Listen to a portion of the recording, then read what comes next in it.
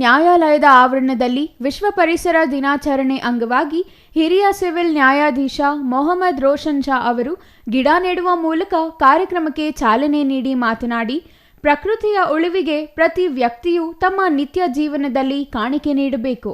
ಪರಿಸರ ಸಂರಕ್ಷಣೆಗೆ ನಾವೆಲ್ಲರೂ ಬದಲಾಗಬೇಕು. ಪರಿಸರ ಮನುಷ್ಯನ ಅವಿಭಾಜ್ಯ ಅಂಗ.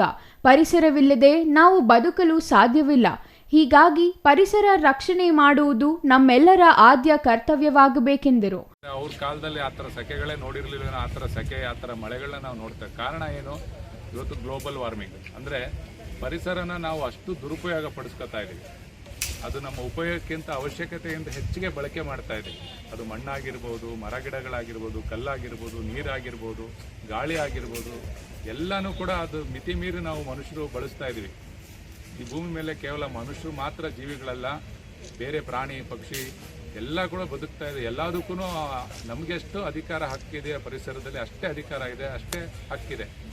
ಆದರೆ ಮೂಕ ಪ್ರಾಣಿಗಳಾಗಿದೆ, ಅವು ಯಾವುದೇ ಕೂಡ ಬಂದು ನ್ಯಾಯಾಲಯದಲ್ಲಿ ಅರ್ಜಿಗಳನ್ನ ಸಲ್ಲಿಸಿ ನಮಗೂ ಕೊಡಿ ನಮ್ಮ ಹಕ್ಕು ಅನ್ನೋ ಹೇಳೋವಂಥ ಶಕ್ತಿ ದೇವರು ಅವ್ರಿಗೆ ಕೊಟ್ಟಿಲ್ಲ. ಕೊಟ್ಟಿದ್ರೆ ಬಹುಶಃ ಅವುಗಳು ಕೂಡ ಬಂದು ನಮ್ಮ ಮುಂದೆ ದಾವೆಗಳು ಸಲ್ಲಿಸ್ತಾ ಇದ್ವೇನೋ. ಹಾಗಾಗಿ ನಾನು ಈ ಒಂದು ಕಾರ್ಯಕ್ರಮದ ಮೂಲಕ ಜನರಲ್ಲಿ ಮನವಿ ಮಾಡ್ಕೊಳೋದು ಏನಂದರೆ, ದಯವಿಟ್ಟು ನಿಮ್ಮ ನಿಮ್ಮ ಮನೆಗಳಲ್ಲಿ, ನಿಮ್ಮ ತೋಟಗಳಲ್ಲಿ, ನಿಮ್ಮ ಪ್ರದೇಶಗಳಲ್ಲಿ ಎರಡೆರಡು ಗಿಡ ಅಂತ ಆದರೂ ದಯವಿಟ್ಟು ಬೆಳೆಸಿ. ಹೆಚ್ಚುವರಿ ಸಿವಿಲ್ ನ್ಯಾಯಾಧೀಶೆ ರಂಜಿತಾ ಎಸ್ ಮಾತನಾಡಿ, ಗಿಡ ಮರಗಳನ್ನು ನೆಡುವುದು, ಸಾಧ್ಯವಾದರೆ ಸಸ್ಯಗಳ ಪೋಷಣೆ ಬಗ್ಗೆ ಗಮನ ಹರಿಸುವುದು ಪ್ರತಿಯೊಬ್ಬರ ಧ್ಯೇಯವಾಗಬೇಕು. ಸಸಿ ನೆಟ್ಟರೆ ಸಾಲದು, ನೆಟ್ಟಿರುವ ಸಸಿಯನ್ನು ಬೆಳೆಯುವಂತೆ ನೋಡಿಕೊಳ್ಳುವ ಮೂಲಕ ಮರವೊಂದನ್ನು ಪರಿಸರಕ್ಕೆ ಕೊಡುಗೆಯಾಗಿ ನೀಡಬೇಕು.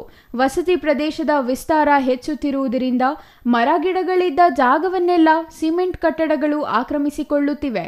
ಇದರ ಪರಿಣಾಮ ವಾತಾವರಣದಲ್ಲಿ ಉಷ್ಣಾಂಶ ಹೆಚ್ಚಾಗಿ ಬೀಳುವ ಮಳೆಯ ಪ್ರಮಾಣ ತಗ್ಗಿದೆ. ಪರಿಸ್ಥಿತಿ ಮತ್ತಷ್ಟು ಉಲ್ಬಣಗೊಳ್ಳುವ ಮೊದಲು ಎಲ್ಲರೂ ಎಚ್ಚೆತ್ತುಕೊಂಡು ಗಿಡ ಮರಗಳನ್ನು ಬೆಳೆಸಲು ಮುಂದಾಗಬೇಕೆಂದರು.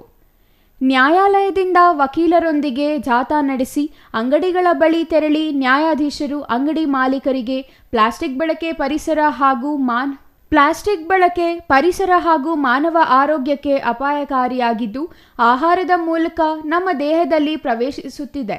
ಜನರು ಪ್ಲಾಸ್ಟಿಕ್ ಬಳಕೆಯನ್ನು ಕಡಿಮೆ ಮಾಡಿ ಪರಿಸರ ಸ್ನೇಹಿ ಪರ್ಯಾಯಗಳನ್ನು ಅಳವಡಿಸಿಕೊಳ್ಳಬೇಕೆಂದು ತಿಳಿಸಿದರು. ಇನ್ನು ಪ್ರಧಾನ ಸಿವಿಲ್ ನ್ಯಾಯಾಧೀಶೆ ಸುಕನ್ಯಾ, ವಕೀಲರ ಸಂಘದ ಅಧ್ಯಕ್ಷ ಎ ನಾರಾಯಣಸ್ವಾಮಿ, ಪ್ರಧಾನ ಕಾರ್ಯದರ್ಶಿ ಸಿಜಿ ಭಾಸ್ಕರ್, ಹಿರಿಯ ವಕೀಲ ಎಂ ಪಾಪಿರೆಡ್ಡಿ ಇನ್ನೂ ಹಲವರು ಹಾಜರಿದ್ದರು. ಛಾಯಾ ರಮೇಶ್, ಸಿಟಿವಿ ನ್ಯೂಸ್, ಶಿಡ್ಲಘಟ್ಟ.